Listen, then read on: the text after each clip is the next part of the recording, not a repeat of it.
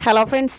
ഇന്നത്തെ എപ്പിസോഡിൽ രാധികയെ റൂമിൽ പൂട്ടിയിട്ടതിന്റെ സന്തോഷത്തിൽ കിടന്നുറങ്ങുന്ന കൽപ്പനയുടെ റൂമിൽ നിന്ന് കൽപ്പന പോലും അറിയാതെ ആ പില്ലോയ്ക്കടിയിൽ നിന്ന് താക്കോൽ കൈക്കലാക്കുന്നു പ്രിയങ്ക. അതിനുശേഷം നേരെ രാധികയുടെ റൂമിലെത്തി രാധികയുടെ ലോക്ക് തുറന്ന് അകത്ത് കയറി രാധികയെ വിളിച്ചുണർത്തുന്നു. കണ്ണു തുറന്ന രാധിക അതിശയത്തോട് ചോദിച്ചു, പ്രിയങ്കെ മോളെ, നീ എങ്ങനെ എവിടെ എത്തിയത് എന്ന് ചോദിച്ചിട്ടും അവരുടെ കയ്യിൽ നിന്ന് താക്കോൽ എങ്ങനെ കൈക്കലാക്കി എന്ന് ചോദിച്ചപ്പോ പ്രിയങ്ക പറഞ്ഞു, ചേച്ചി ചേച്ചി എഴുന്നേറ്റ് വാ, ഇനി അവിടെ ആരുമില്ല, വേഗം വാ എന്ന് പറഞ്ഞപ്പോ രാധിക പറഞ്ഞു, ഇല്ല മോളെ, ഇനി ഞാൻ വരില്ല, എനിക്ക് പേടിയാ, എങ്ങനെയാ ഞാൻ ഇവിടെ എത്തിയെന്ന് എനിക്കേ അറിയുള്ളൂ, ചങ്കിടിച്ചിട്ടാണെങ്കിൽ ഇപ്പോഴും അതിന്റെ ഒരു അസ്വസ്ഥത മാറിയിട്ടില്ല, എന്തായാലും നീ ഇനി എന്ത് പറഞ്ഞാലും ശരി, ഞാൻ വരില്ല, എനിക്ക് പറ്റില്ല. കാരണം ഇവിടെ ആരുടെയെങ്കിലും മുന്നിൽ നീ കള്ളത്തരം പിടിക്കപ്പെട്ടാലേ നിനക്ക് കുഴപ്പമില്ല, പിന്നെ എന്നേക്കുമായി എനിക്ക് ഇവിടേക്കുള്ള വരവ് അവസാനിക്കും എന്ന് രാധിക പ്രിയങ്കയോട് പറഞ്ഞു.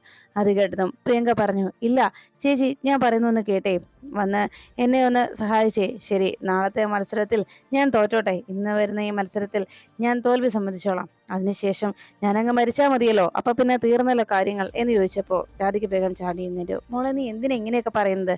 മരണത്തെക്കുറിച്ചൊക്കെ ഇതിപ്പോൾ സംസാരിക്കേണ്ട വല്ല കാര്യമുണ്ടോ എന്ന് ചോദിച്ചപ്പോൾ പ്രിയങ്ക പറഞ്ഞു, ചേച്ചി, എന്നെ രക്ഷിക്കാനും എന്നെ സഹായിക്കാനുമായിട്ടാണ് ചേച്ചി ഇവിടേക്ക് വിളിപ്പിച്ചത്. പക്ഷേ ചേച്ചിക്ക് അതിന് താല്പര്യമില്ലെങ്കിൽ പിന്നെ എന്തിനാ, ഞാൻ മരിക്കുന്നതാണ് ചേച്ചിക്ക് സന്തോഷമെങ്കിൽ പിന്നെ അത് തന്നെയല്ലേ നല്ലത് എന്ന് ചോദിച്ചപ്പോൾ രാധിക പറഞ്ഞു, എൻ്റെ മോളെ, അവരിനി വന്ന് കണ്ടുപിടിച്ചാൽ അത് വലിയ പ്രശ്നമാവില്ലേ, അതുകൊണ്ടാ എന്ന് ചോദിച്ചപ്പോൾ പ്രിയങ്ക പറഞ്ഞു, ഇല്ല ചേച്ചി, അവരിനി എന്തായാലും വരാൻ പോകുന്നില്ല, ചേച്ചി വന്നേ, വേഗം നാട്ടെ, ഒന്ന് രണ്ട് കറി കൂടി വെച്ചാൽ മതി, വാ എന്ന് പറഞ്ഞ് രാധികയെ വിളിച്ചുകൊണ്ട് പ്രിയങ്ക പുറത്തേക്ക് ഇറങ്ങി. അതിനുശേഷം മറ്റുള്ളവരെ പറ്റിക്കാനായി വേഗം വാതിൽ ലോക്ക് ചെയ്തിട്ട് പതിയെ പ്രിയങ്ക അകത്തേക്ക് പോകുന്നു. പ്രിയങ്ക രാധികയും വിളിച്ചുകൊണ്ട് കിച്ചണകത്തേക്ക് പോകുന്നു. അങ്ങനെ രണ്ടുപേരും കൂടി കിച്ചണിലേക്ക് എത്തിയിട്ട് പ്രിയങ്ക രാധികയോട് പറഞ്ഞു, ചേച്ചി വേഗം കറികൾ റെഡിയാക്കുക. അപ്പോഴേക്കും രാധിക പറഞ്ഞു, മോളെ, നീ വേഗം പോയി വാതിൽക്കൽ പോയി നോക്ക്, ആരെങ്കിലും വരുന്നുണ്ടോ എന്ന്. ആരെങ്കിലും വരുന്നുണ്ടെങ്കിൽ കൃത്യമായി വന്ന് പറയുകയും ചെയ്യണം. മുമ്പ് അവർ വന്നപ്പോൾ എന്തോ ഭാഗ്യം കൊണ്ട് മാത്രമാണ് ഞാൻ അവിടെ വന്ന് അവരുടെ സംസാരം കേട്ടത്. അന്നേരം തന്നെ ഓടി വന്ന് ഇവിടെ കിടന്നത് കൊണ്ട് മാത്രമാണ് രക്ഷപ്പെട്ടത്. അതുകൊണ്ട് വേഗം മോള് ആരെങ്കിലും വരുന്നുണ്ടോ എന്ന് നോക്കിക്കേ എന്ന് പറഞ്ഞ് രാധികയെ പ്രിയങ്കയെ പറഞ്ഞയച്ചതിന് ശേഷം രാധിക വേഗം ജോലികൾ ചെയ്ത് തീർക്കുന്നു. അങ്ങനെ കറികളെല്ലാം റെഡിയായതിനു ശേഷം ഓരോ ബൗളിലേക്ക് കറികൾ പകർത്തിയെടുത്തു. ഉടനെ പ്രിയങ്ക അരികിലേക്ക് എത്തിച്ചു, ചേച്ചി എല്ലാം റെഡിയായോ? ആ, എല്ലാം ശരിയായി കഴിഞ്ഞു എന്ന് പറഞ്ഞതും, എന്നാൽ ശരി, വേഗം പോയി കിടന്നോ എന്ന് പറഞ്ഞ് രാധികയെ പ്രിയങ്ക വിളിച്ചുകൊണ്ട് നേരെ റൂമിലേക്ക് എത്തിക്കുന്നു. എന്നിട്ട് ആരും അറിയാത്തതുപോലെ പ്രിയങ്ക വേഗം രാധികയെ റൂമിലാക്കി ലോക്ക് ചെയ്തിട്ട് ആ കീയുമായി നേരെ കൽപ്പനയുടെ റൂമിലേക്ക് എത്തി. കൽപ്പന നല്ല സുഖം ഉറക്കമാണെന്ന് ഉറപ്പാക്കിയതിന് ശേഷം പ്രിയങ്ക ആരും അറിയാതെ പതിയെ കൽപ്പനയുടെ റൂമിനുള്ളിൽ കയറി ആ പില്ലോയ്ക്ക് അടിയിൽ തന്നെ പഴയതുപോലെ തന്നെ ആ താക്കോൽ എടുത്തു വെക്കുന്നു. അതിനുശേഷം പ്രിയങ്ക നേരെ തൻ്റെ റൂമിലേക്ക് പോയി. സമയം കുറെ വൈകി കഴിഞ്ഞ് മണിക്കൂറുകൾ കഴിഞ്ഞതും പെട്ടെന്ന് കൽപ്പന ചാടി എഴുന്നേറ്റു. ഇനി അതിരാവിലെ എങ്ങാനും രാധിക എഴുന്നേക്കാൻ ശ്രമിച്ചാൽ വാതിൽ തുറക്കാതായാൽ അത് വലിയ പ്രശ്നമാവുമല്ലോ എന്നതുകൊണ്ട് രാധികയെ പൂട്ടിയിട്ട കാര്യം ഓർത്ത് വേഗം കൽപ്പന ചാടി എഴുന്നേറ്റു. എന്നിട്ട് ശബ്ദമുണ്ടാക്കാതെ പതിയെ പില്ലോയ്ക്ക് താഴെ ഒളിപ്പിച്ചു വെച്ച് ആ കീ കൈക്കലാക്കി. പിന്നീട് പതുക്കെ കൽപ്പന പുറത്തേക്ക് ഇറങ്ങുന്നു. സൂര്യ ഇതൊന്നും അറിയാത്തതുപോലെ ശബ്ദമുണ്ടാക്കാതെ പതിയെ കൽപ്പന പുറത്തേക്ക് ഇറങ്ങിയതും കൽപ്പനയെ കാത്ത് അപ്പോഴേക്കും ഉർവശി വാതിൽക്കൽ കാത്തു നിന്നു. ആ കൽപ്പന, നീ വരുന്നതും കാത്ത് ഞാൻ കുറേ നേരം ഇവിടെ നിൽക്കുന്നു, വേഗം വാ എന്ന് പറഞ്ഞതും കൽപ്പന പറഞ്ഞു, ആദ്യം നമുക്ക് പോയിന്ന് ആ രാധികയുടെ ഡോറ് തുറന്നിട്ടേക്കാം, ഇല്ലേ അവളെ ലോക്ക് ചെയ്തിട്ടതിന്റെ പേരിൽ ഇനി വലിയൊരു പ്രശ്നം ഇവിടെ വേറെ വേണ്ട എന്ന് പറഞ്ഞു കൽപ്പന വേഗം ചെന്ന് വാതിലിന്റെ ലോക്ക് തുറന്നു. അതിനുശേഷം ഉർവശിയും കൽപ്പനയും കൂടി പതിയെ തുറന്നു നോക്കി അതിനുള്ളിൽ രാധിക കിടന്നുറങ്ങുന്നുണ്ടോ എന്ന്. നല്ല ഉറക്കമാണ് രാധിക എന്ന് ഉറപ്പ് വരുത്തിയിട്ട് അവർ സന്തോഷത്തോടെ വാതിൽ ലോക്ക് ചെയ്ത് പോകുന്നു. അപ്പോഴേക്കും വാതിൽ അടച്ച ശബ്ദം കേട്ട് രാധിക എഴുന്നേറ്റ് നോക്കി. അവർ തൻ്റെ ലോക്ക് തുറന്നതാണെന്ന് രാധികയ്ക്ക് മനസ്സിലായി. പ്രാർത്ഥനയോടെ രാധിക വീണ്ടും കിടന്നു. അതിനുശേഷം പ്രിയങ്ക കൽപ്പനയുടെയും ഉർവശിയുടെയും സംസാരം ശ്രദ്ധയോടെ അപ്പുറത്ത് മാറി നിന്ന് ശ്രദ്ധിച്ചു. കൽപ്പന അപ്പോഴേക്കും ഉർവശിയോട് പറഞ്ഞു, എന്തായാലും ചെറിയമ്മേ, ഇന്നത്തെ ഈ ഒരു മത്സരത്തിൽ എന്തായാലും പ്രിയങ്ക ജയിക്കാൻ പോകുന്നില്ല. അവൾക്ക് അവളുടെ ചേച്ചിയുടെ സഹായം കിട്ടാത്തത് കൊണ്ട് ദേവനാരായണ തിരുമേനിയുടെ കുടുംബം ഇന്ന് തോൽക്കുന്നത് നമുക്ക് കാണാം. ഉടനെ ഉർവശി പറഞ്ഞു, അതൊക്കെ നമുക്ക് ഉറപ്പായി, എന്നാലും നീ വേഗം പോയി കുളിച്ചിട്ട് വാ, മാല അണിയാനുള്ളതല്ലേ, വേഗം ആയിക്കോട്ടെ എന്ന് പറഞ്ഞിട്ട് ശരിയെന്ന് പറഞ്ഞ് കൽപ്പനയും ഉർവശിയും കൂടി കുളിക്കുവാനായിട്ട് പോകുന്നു. ഈ കാഴ്ച കണ്ട് പ്രിയങ്ക സന്തോഷത്തോടെ അടക്കിച്ചിരിക്കുന്നു. അതിനുശേഷം തൻ്റെ ആ നീക്കം കൃത്യമായി ഫലിച്ചു എന്ന സമാധാനത്തിൽ പ്രിയങ്ക തൻ്റെ റൂമിലേക്ക് മടങ്ങുന്നു. പിന്നീട് എല്ലാവരും കുളിച്ച് റെഡിയായി ഹാളിലേക്ക് വന്നിരുന്നു. ഡൈനിങ് ടേബിളിൽ ഇരിക്കുന്ന എല്ലാവരുടെയും അരികിലേക്ക് ഭക്ഷണം വിളമ്പാനായി രാധികയും പ്രിയങ്കയും എത്തി. ഉർവശിയും കൽപ്പനയും കുളിച്ച് റെഡിയായി വന്നപ്പോഴേക്കും വൈകിയതുകൊണ്ട് മുത്തശ്ശി ചോദിച്ചു, നിങ്ങളെന്താ ലേറ്റായത്? നിങ്ങൾ വന്നിട്ട് എല്ലാവർക്കും ഭക്ഷണം കഴിച്ചു തുടങ്ങാമെന്ന് കരുതിയാണ് കാത്തിരുന്നത്. മത്സരത്തിന്റെ അവസാന ദിവസമാണല്ലോ, ഇന്നത്തെ ഫലപ്രഖ്യാപനം നിങ്ങൾ കൂടി വന്നിട്ടാകാമെന്ന് കരുതി. അപ്പോഴേക്കും കൽപ്പന പറഞ്ഞു, എന്തായാലും പ്രിയങ്കയല്ലേ ഇന്ന് ഭക്ഷണം പാചകം ചെയ്തിരിക്കുന്നത്, ആദ്യം എന്തായാലും ഞാൻ കഴിക്കാം, എന്നിട്ട് അത് നല്ലതാണെങ്കിൽ മാത്രം നിങ്ങളെല്ലാവരും കഴിച്ചാൽ പോരെ? എല്ലാവരും കൂടി ഒന്നിച്ച് കഴിച്ച് അതിന്റെ ബുദ്ധിമുട്ട് അനുഭവിക്കണ്ടല്ലോ എന്ന് പറഞ്ഞു. എന്നാ ശരി, അങ്ങനെ തന്നെ ആയിക്കോട്ടെ. അപ്പോഴേക്കും സൂര്യ ചോദിച്ചു, മുത്തശ്ശി ഇതിൽ ആര് ജയിക്കുന്ന മുത്തശ്ശിക്ക് എന്തെങ്കിലും ഒരു ഊഹമുണ്ടോ എന്ന് ചോദിച്ചപ്പോൾ, ആര് ജയിച്ചാലും എനിക്ക് സന്തോഷമേ ഉള്ളൂ എന്ന് മുത്തശ്ശി മറുപടി നൽകി. എങ്കിൽ ശരി, പ്രിയങ്ക ഭക്ഷണം വിളമ്പട്ടെ, അതിനുശേഷം ഞങ്ങൾ കഴിച്ചിട്ട് വിവരം പറയാമെന്ന് പറഞ്ഞ് കൽപ്പനയും ഉർവശിയും കൂടി ഭക്ഷണം വാങ്ങിച്ച് കഴിക്കാൻ തുടങ്ങി. അവർ രണ്ടുപേരും അപ്പവും ആ കറിയും ചേർത്ത് കഴിച്ച് വായിലേക്ക് വെച്ചതും പ്രിയങ്ക ഇതിൽ ജയിക്കില്ല എന്ന ആത്മവിശ്വാസത്തോടെയും കൽപ്പന അത് വായിലേക്ക് വെച്ച ഉടൻ തന്നെ കൽപ്പനയ്ക്ക് ആകെ അതിശയമായി. ഉർവശിയും എന്ത് പറയണമെന്നറിയാതെ സംശയത്തോടെ രണ്ടുപേരും അതിശയപ്പെട്ട് പരസ്പരം നോക്കുന്നു.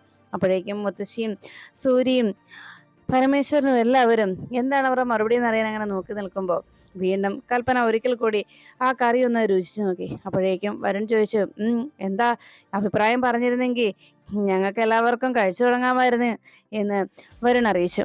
അപ്പോഴേക്കും മുത്തശ്ശി പറഞ്ഞു, ഓ ഇനിയിപ്പോ കാത്തിരിക്കണ്ട മോനെ, അവരുടെ മുഖഭാവം കാണുമ്പോൾ തന്നെ അറിയാലോ, നമുക്ക് കഴിക്കാം എന്ന് പറഞ്ഞ് എല്ലാവരും കഴിച്ചു തുടങ്ങി.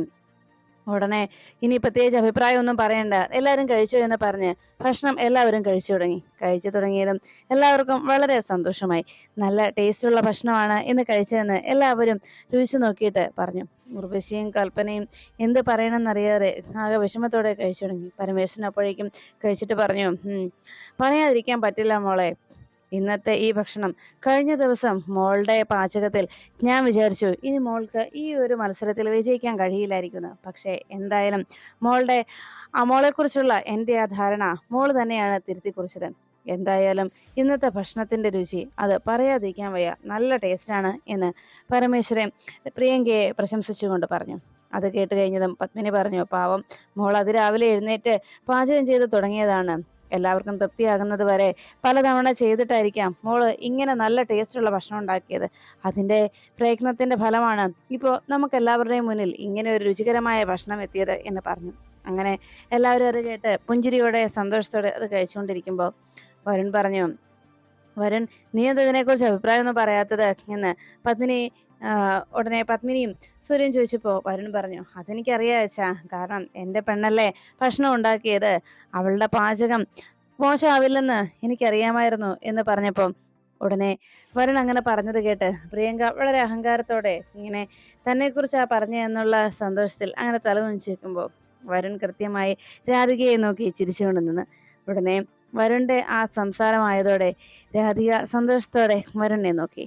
എല്ലാവരും ചിരിച്ചുകൊണ്ട് അത് സമ്മതിച്ച് തല കുലുക്കുമ്പോൾ എന്ത് പറയണമെന്നറിയാറെ അങ്ങനെ അതിശയപ്പെട്ടങ്ങനെ നിൽക്കുമ്പോൾ മുത്തശ്ശിയോട് ഭക്ഷണം കഴിച്ചതിന് ശേഷം എല്ലാവരും ഹാളിലേക്ക് എത്തിയതിനു ശേഷം മുത്തശ്ശി പറഞ്ഞു, എന്നാൽ ഇനി സമ്മാനത്തെക്കുറിച്ച് ഇനി പ്രത്യേകിച്ചൊന്നും പറയണ്ടല്ലോ, ഇതിൽ ഇന്നത്തെ മത്സരം കൂടി കഴിഞ്ഞപ്പോൾ ഇതിലെ വിജയായിരിക്കുന്നത് പ്രിയങ്ക മോളാണ് എന്ന് മുത്തശ്ശി അറിയിച്ചു. അങ്ങനെ പ്രിയങ്കയ്ക്ക് ആ മാല ഇട്ടു കൊടുക്കാനായി മുത്തശ്ശി എഴുന്നേറ്റു.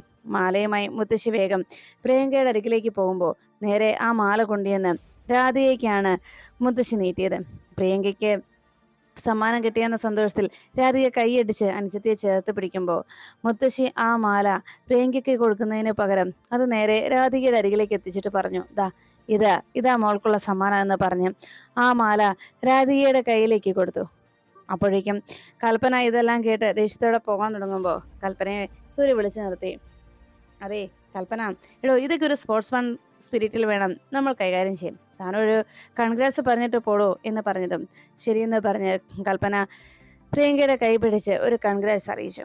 അതിനുശേഷം ദേഷ്യത്തോടെ അവർ രണ്ടുപേരും ഓടി നിന്ന് പോയി. അപ്പോഴേക്കും മുത്തശ്ശി രാധികയുടെ നേരെ ആ മാല എടുത്ത് നീട്ടുന്നു. ദാ മോളെ എന്ന് പറഞ്ഞ് മാല കൊടുക്കുന്നത് കണ്ടതോടെ അവിടെ നിന്ന് പത്മിനി വിളിച്ചു, അമ്മ എന്തായി കാണിക്കുന്നത്, അമ്മയുടെ കണ്ണിന് എന്തെങ്കിലും പ്രശ്നമുണ്ടോ, പ്രിയങ്ക മോൾ ഇതാ അപ്പുറത്താണ് നിൽക്കുന്നത് എന്ന് പറഞ്ഞു. പ്രിയങ്കയും ആ മാല രാധികയ്ക്ക് നേരെ നീട്ടുന്നത് കണ്ട് സംശയത്തോടെ മുത്തശ്ശിയെ നോക്കി. ഉടനെ മുത്തശ്ശി ആ മാല പ്രിയങ്കയുടെ കയ്യിലേക്ക് കൊടുത്തു. പ്രിയങ്ക ഉടനെ തന്നെ മുത്തശ്ശിയുടെ കാല് തൊട്ട് അനുഗ്രഹം വാങ്ങിച്ചു.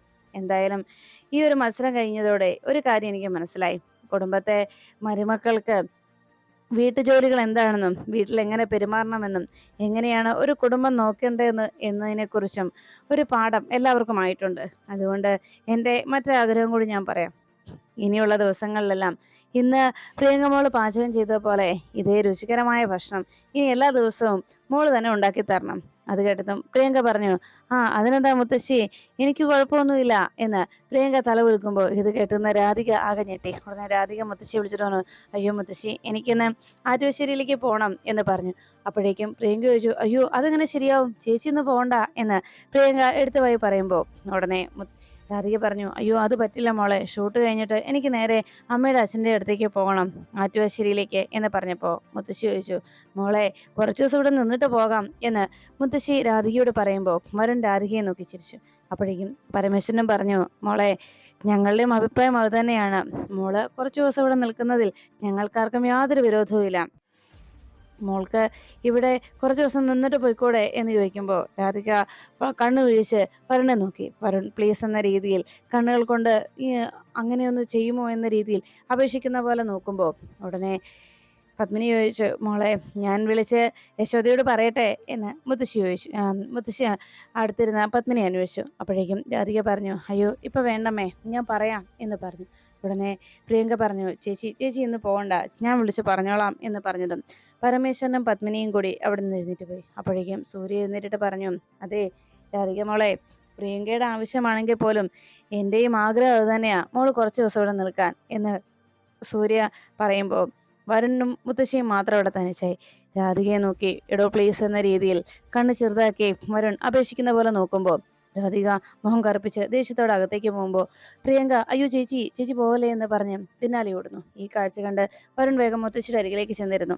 മുത്തശ്ശി പറഞ്ഞു, എടാ രാധിക മോളെ ഇവിടെ പിടിച്ചു നിർത്താൻ നീ ഇനി എന്തെങ്കിലും ചെയ്യണം, അവളങ്ങനെയൊക്കെ പറഞ്ഞാലും ഇവിടെ നിൽക്കും എന്ന് പറഞ്ഞപ്പോൾ വരുൺ പറഞ്ഞു, എന്നിട്ടാണോ ഇവിടുന്ന് തിരിച്ച് പോകണമെന്ന് പറയുന്നത്? അപ്പോഴേക്കും മുത്തശ്ശി പറഞ്ഞു, ഒരു മാല പോയാൽ എന്താ, എൻ്റെ ചെറുക്കൻ്റെ ആഗ്രഹം സാധിച്ചില്ലേ എന്ന് വരുണിനോട് ചോദിച്ചപ്പോൾ വരുൺ പറഞ്ഞു, എന്നിട്ടോ ഇപ്പം മുത്തശ്ശി പറഞ്ഞിട്ട് അയാൾ നിൽക്കാത്ത ഭാവത്തിലല്ലേ പോകുന്നത് എന്ന് പറഞ്ഞത്. മുത്തശ്ശി പറഞ്ഞു, എടാ നീ ഒന്ന് ആലോചിക്ക്, എനിക്ക് എന്നെ കൊണ്ടാവുന്ന രീതിയിലൊക്കെ ഞാൻ ചെയ്തു, ഇനി നീ കുറച്ച് തല പുകഞ്ഞ് ആലോചിക്കും, ആലോചിച്ചാൽ കിട്ടും എന്ന് മുത്തശ്ശി വരുണിനോട് പറയുന്നു. അതിനുശേഷം ഷൂട്ടിംഗ് ലൊക്കേഷനിലേക്ക് രാധികയും കൂട്ടി വരുൺ പോകുന്നു. ഈ സമയത്ത് വരുൺ പറഞ്ഞു, ഓ ഇന്ന് പ്രിയങ്കയ്ക്ക് സമ്മാനം കിട്ടിയതിൽ തൻ്റെ അഭിപ്രായം എന്താ? ആ നന്നായി, അവളുടെ പ്രയത്നത്തിനുള്ള ഫലം അവൾക്ക് കിട്ടി, അവൾ കുറെ കഷ്ടപ്പെട്ടിട്ട് അങ്ങനെ കിട്ടിയത്. അല്ല രാധിക, അപ്പോഴേക്കും രാധിക പറഞ്ഞു, പ്രിയങ്ക പറഞ്ഞത് കേട്ടില്ലേ, അച്ഛൻ പറഞ്ഞിട്ടുള്ളത്, കഴിവുകൾ എത്രയൊക്കെ ലോക്കിട്ട് പൂട്ടിയാലും അത് വേണ്ട സമയത്ത് അത് പുറത്തു വരിക തന്നെ ചെയ്യുമെന്ന്.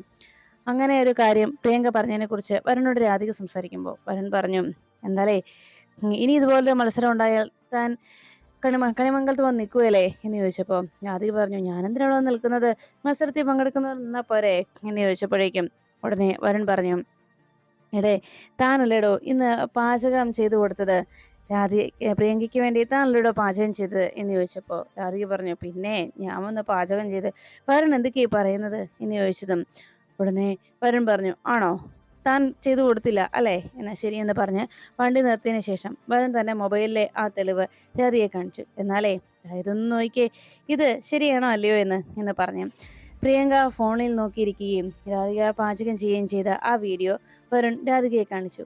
കണ്ടോ, ഇപ്പൊ മനസ്സിലായോ, ഞാനിത് വീട്ടിലുള്ള എല്ലാവരെയും കാണിച്ചു കൊടുക്കട്ടെ എന്ന് വരുൺ രാധികയോട് ചോദിച്ചു. അപ്പോഴേക്കും രാധിക പറഞ്ഞു, അയ്യോ അത് പിന്നെ ഞാൻ ഇന്നേ വരെ സത്യം മാത്രം പറയുന്ന രാധിക ഇപ്പൊ പറഞ്ഞ സത്യമാണോ അല്ലയോ എന്ന് കണ്ടില്ലേ എന്ന് വരുൺ രാധികയോട് ചോദിച്ചു. രാധിക ആകെ ചമ്മലോടെ വരുണെ നോക്കി ചിരിക്കുന്നു. വരുൺ രാധികയെ നോക്കി ശരി ശരിയെന്ന് പറഞ്ഞ് വേഗം ഡോറ് തുറന്ന് വരുൺ പുറത്തേക്ക് ഇറങ്ങിയതും രാധിക ആകെ ടെൻഷനിലായി. വേഗം മൊബൈൽ അവിടെ വെച്ച് രാധികയും വേഗം വരുൺ എന്താ ചെയ്യാൻ പോകുന്ന അറിയാനേ പുറത്തേക്ക് ഇറങ്ങിച്ചെന്നു. അപ്പോഴേക്കും വരുണിനോട് രാധിക പറഞ്ഞു, ദേവിയത് ഇക്കാര്യം അവിടെ ആരെയും അറിയിക്കരുത്, പ്രിയങ്ക എന്നോട് ആവശ്യപ്പെട്ടതുകൊണ്ട് മാത്രം ഞാൻ കുറച്ച് കാര്യങ്ങളൊക്കെ ചെയ്തു കൊടുത്തെന്ന് മാത്രമേ ഉള്ളൂ എന്ന് പറഞ്ഞതും വരുൺ പറഞ്ഞു, ഓഹോ അത് ശരി, അപ്പൊ ഇക്കാര്യം ഞാൻ ആരോടും പറയരുത്, ഇതേ ഇപ്പൊ തന്നെ ഞാൻ വീട്ടിലെല്ലാവരെയും വിളിച്ച് പറയട്ടെ, പ്രിയങ്കയല്ല പാചകം ചെയ്തതിന് തെളിവും ഞാൻ കാണിച്ചു കൊടുക്കട്ടെ എന്ന് പറഞ്ഞപ്പോൾ രാധിക പറഞ്ഞു, അയ്യോ പ്ലീസ് പ്ലീസ്, പ്രിയങ്കയെ വെറുതെ വിടണം, ഇക്കാര്യം ഒന്നും പറയരുത് എന്ന് പറഞ്ഞപ്പോൾ അല്ല ഞാനത് പറയാതിരുന്നാൽ എനിക്കെന്ത് തരും എന്ന് വരുൺ ചോദിച്ചപ്പോൾ രാധിക പറഞ്ഞു, പറയാതിരുന്നാൽ എന്നും മനസ്സിൽ നന്ദി ഉണ്ടാവും എന്ന് രാധിക പറഞ്ഞത്. പിന്നെ നന്ദി ആർക്ക് വേണം? വഴിയെ പോകുന്ന ഏത് പിച്ചക്കാരനും ഒരു 10 രൂപ കൊടുത്തു കഴിഞ്ഞാൽ അതിന് നന്ദി അയാളുടെ മനസ്സിലുണ്ടാവും എന്ന് പറഞ്ഞപ്പോൾ പിന്നെ ഞാൻ എന്താ ചെയ്യേണ്ടത് എന്ന് രാധിക വരുണിനോട് ചോദിച്ചു. ഉടനെ വരുൺ കുറച്ചു നേരത്തേക്ക് ആലോചിച്ചു. എന്നിട്ട് രാധികയോട് പറഞ്ഞു, താൻ എന്നും എൻ്റെ കൂടെ കണിമംഗലത്തുണ്ടാകണം, വീട്ടിലെന്നും താൻ ഉണ്ടാവണം. എന്താ അതിന് തനിക്ക് സമ്മതമാണോ എന്ന് വരുൺ രാധികയോട് ചോദിക്കുന്നു. ആ ചോദ്യത്തിന് എന്ത് മറുപടി പറയണമെന്നറിയാതെ രാധിക ആകെ ടെൻഷൻ അടിച്ചിരുന്നു. തൽക്കാലം വരുണിന്റെ ഈ ഒരു ബ്ലാക്ക്മെയിലിൽ നിന്ന് രക്ഷപ്പെടാൻ വേറെ വഴിയൊന്നുമില്ല എന്ന് മനസ്സിലാക്കിയതുകൊണ്ട് തൽക്കാലം സമ്മതിക്കാമെന്ന് രാധിക തീരുമാനിച്ചു. ശരിയെന്ന് പറഞ്ഞ് രാധിക വരുണിനെ ഒരു വിധത്തിൽ ഈ വീഡിയോ മറ്റാരെയും കാണിക്കില്ല എന്ന് വരുണിനെ കൊണ്ട് സമ്മതിപ്പിക്കണം. അതിനുശേഷം രാധികയുമായി വരുൺ നേരെ ലൊക്കേഷനിലേക്ക് എത്തി. അവിടെ എത്തിയതിനു ശേഷം അന്ന് ശ്യാമ മേഡം പാടിയ പാട്ടാണ് ഇന്ന് രാധിക പാടി അഭിനയിക്കുന്നത്. അത് കാണാനായിട്ട് അവിടേക്ക് ഫിദ മാമിന്റെ വേഷത്തിൽ ശ്യാമയും അമൃതേടത്തെയും കൂടി അവിടെ ലൊക്കേഷനിലേക്ക് എത്തുന്നു. രാധികയ്ക്ക് നൽകിയ ആ റോളിന്റെ ഭാഗമായിട്ട് തൻ്റെ കുഞ്ഞിനെ ചേർത്ത് പിടിച്ച് രാധിക പാട്ടുപാടി അഭിനയിക്കുന്ന ആ സീൻ വളരെ ഭംഗിയായി രാധിക അഭിനയിച്ച് കേൾക്കുന്ന കണ്ട് അമൃതയുടെയും ശ്യാമയുടെയും കണ്ണുകൾ നിറയുന്നു. ലൊക്കേഷനിൽ ഇതെല്ലാം കണ്ടുകൊണ്ട് നിൽക്കുന്ന വരുണും രാധികയുടെ മനസ്സിലെ സ്നേഹവും കരുതലുമൊക്കെ കൃത്യമായി നോക്കിക്കണ്ട് വരുൺ സന്തോഷത്തോടെ രാധികയെ നോക്കി പുഞ്ചിരിയോടെ ഇരിക്കുന്നു.